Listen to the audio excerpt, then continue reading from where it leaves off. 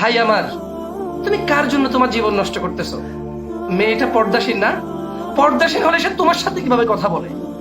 ধার্মিক হলে সে তুমি পরপুরুষ, তোমার সাথে কিভাবে কথা বলে? বোন আমার, ছেলেটা খুব ভালো না? তোমাকে তাহাজ্জুদে জাগায়, তোমাকে বোরখা পরায়, তোমাকে ছুরা মুখস্থ করায়, তোমাকে কোথাও বেড়াইতে যেতে না করে। খুব ভালো ছেলে। হুজুর না? সে হুজুর হলে তোমার সাথে কথা বলে কিভাবে? তাকে তার রব, সে ধার্মিক, তাকে তার রব বলেছে কুল্লিল মুমিনিন ইয়াগুদ্দু মিন আবসারিহিম।